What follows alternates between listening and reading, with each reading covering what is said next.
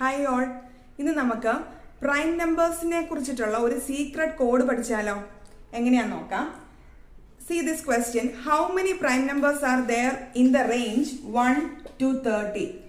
1 മുതൽ 30 വരെ എത്ര പ്രൈം നമ്പേഴ്സ് ഉണ്ട്? നോർമലി നമ്മൾ എന്ത് ചെയ്യും? എല്ലാ പ്രൈം നമ്പേഴ്സും ഇന്ന് പ്രൈം ആണോ കോമ്പോസിറ്റ് ആണോ അല്ലയോ നോക്കി ലിസ്റ്റ് ഡൗൺ ചെയ്ത് കണ്ടുപിടിച്ചിട്ട് അത് എണ്ണി നോക്കും എത്ര എണ്ണം ഉണ്ടെന്ന്, അല്ലേ?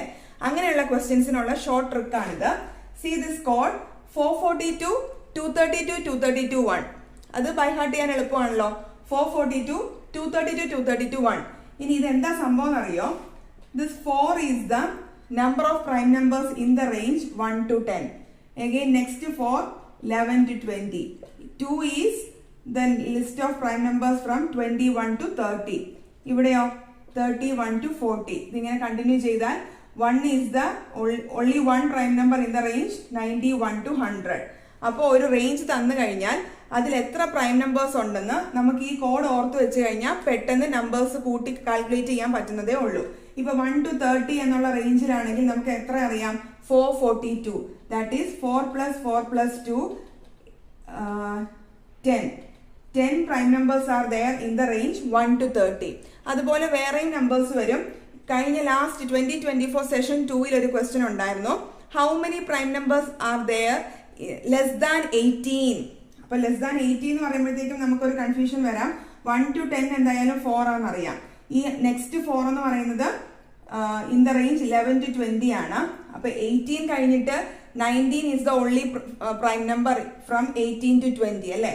അപ്പൊ ഒരെണ്ണം ഒഴിവാക്കിയാൽ മതി. 4 plus 3 is equal to 7 prime numbers are there in the range 1 to 18.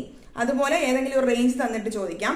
വേറൊരു ക്വസ്റ്റ്യൻ നമുക്ക് എക്സ്പെക്ട് ചെയ്യാൻ പറ്റുന്നത് find the average of prime numbers in the range 1 to 20 or 40 to 50 ഒരു റേഞ്ച് സ്പെസിഫൈ ചെയ്തിട്ട് നമുക്ക് ആവറേജ് കണ്ടുപിടിക്കുക അല്ലെങ്കിൽ സം കണ്ടുപിടിക്കുക. Sum of the prime numbers, average of the prime numbers, ഇതുപോലെയുള്ള ക്വസ്റ്റ്യൻസും എക്സ്പെക്ട് ചെയ്യാവുന്നതാണ്. ഇതിനു മുമ്പ് വന്നിട്ടുണ്ട്. സോ ഈ കോഡ് ഓർത്തിരിക്കുക ആൻഡ് പ്രൈം നമ്പേഴ്സ് എങ്ങനെയാണ് ഐഡന്റിഫൈ ചെയ്യേണ്ടതെന്നും മനസ്സിലാക്കിയിരിക്കുക.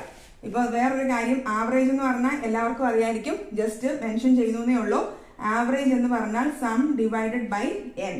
അപ്പോ in the range what is the average of prime numbers in the range 1 to 10 എന്ന് ചോദിച്ചാൽ നമ്മൾ എല്ലാ പ്രൈം നമ്പേഴ്സും കണ്ടുപിടിക്കണം. കണ്ടുപിടിച്ചിട്ട് അതിന്റെ സം എടുക്കുക. Then divide it by the number of prime numbers in the specified range. മനസ്സിലായി കാണുമെന്ന് കരുതുന്നു. So thank you. We will see in the next video.